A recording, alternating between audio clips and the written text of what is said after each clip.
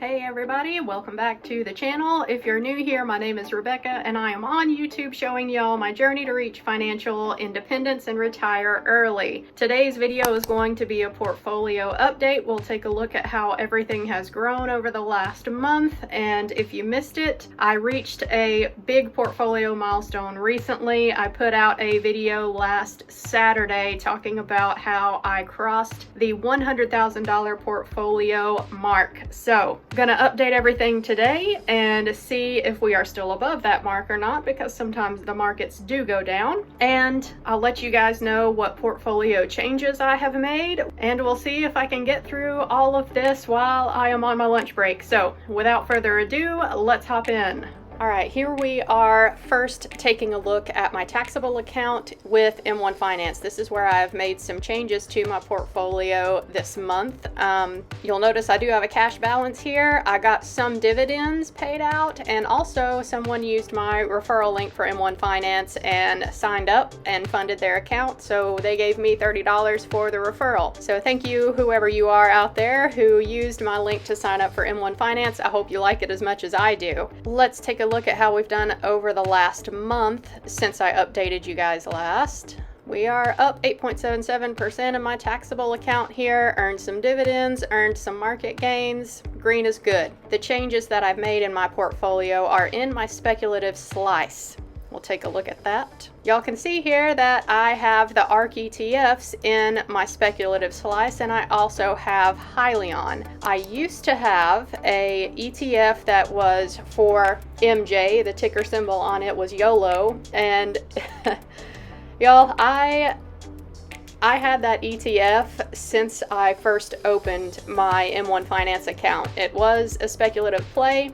I opened this account in 2019, and y'all, that ETF did nothing but go down since I added it into my account, but I just kept dollar cost averaging my way in, thinking that eventually it would go up, and I was correct about that in the end. At the start of the year, that ETF started going up, and it finally went into the green for me, and I did decide to sell it for two main reasons. One, I feel like that I will have enough exposure to that MJ sector through my position with Altria. I have Altria in my dividend portfolio, so that is good enough for me as far as MJ exposure goes. And the second reason I wanted to sell is because the ARK ETFs are creating another ETF for space, and I'm pretty excited for that, and I kind of do want to add it to the portfolio whenever it comes out. I'm a big fan of these ARK ETFs. They have been doing great for me so far, and I would like to add in ARKX whenever it becomes available. But I was looking at this speculative slice for me and realizing how many speculative plays I have, and I decided I just wanted to downsize a little bit before adding in something else. So it was time to get rid of the YOLO ETF. This is all of my speculative plays for M1 Finance, but I do also have another speculative play with my taxable account with Fidelity. I do have a position in MindMed with Fidelity. So I told myself that if I was going to add in any more speculation, then I needed to get rid of a position, and YOLO made the most sense to go ahead and get rid of now that it was in the green. So I took my gains, sold out the position, and reinvested everything into this speculative slice. Most of it went into the ARK ETFs. In fact, I think all of my gains went back into the ARK ETFs because they were still a little underweight at the time. And Hyliion, while it is down at the moment, it is still at the approximate allocation that I set in this portfolio. That is one thing that I like about M1 Finance, y'all. It is just completely thought-free. You set your allocation when you set up your pies, and anytime you add money in, it automatically goes to whatever position in your portfolio is underweight. You don't have to tell it to do that, so makes it super easy. While we're here, we'll take a quick look at my dividends. And y'all can see they're all pretty much in the green here. Only one that's down a little bit is my consumer. This is my largest slice because I have the most stocks in my consumer slice. That's my Altria position there. So yeah, there's a little bit of red in this slice, but I am not worried about it at all, guys. Let's go back to the overall dividend portfolio. Overall, for the last month, we're still up If y'all are curious as to what my individual holdings are in all of these slices, I do have a playlist that I created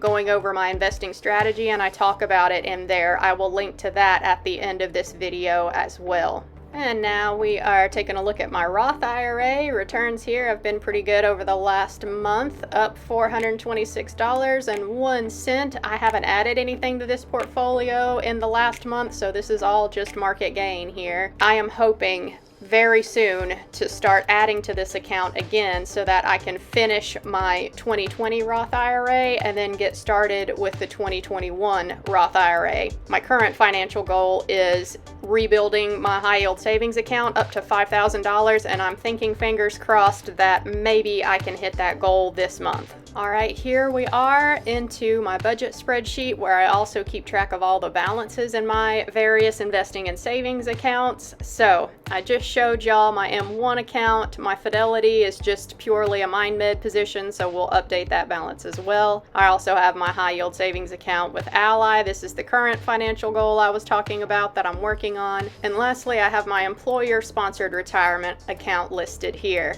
And last we left off, when I checked the balance for all of these accounts last Friday, I had crossed that $100,000 mark. So I'm going to update these balances again today, February 9th, and we'll see if I'm still over that $100,000 mark or if I have fallen back down below. We'll see. 12 seconds later.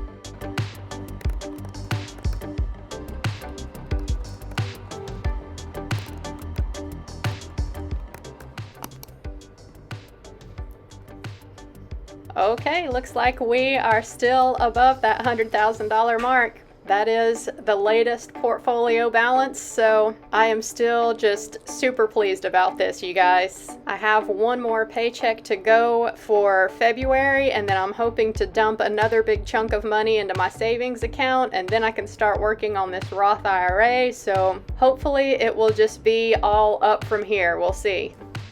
All right, I hope that y'all enjoyed this portfolio update. Leave me a like down below for the transparency. I appreciate y'all watching to the very end if you've made it this far. And again, if you missed either my $100,000 portfolio update, or if you're interested in learning more about what I am specifically investing in and why, I will link to my investing playlist at the end of this video. Thanks as always for watching, guys. I'll catch y'all in the next one. Bye.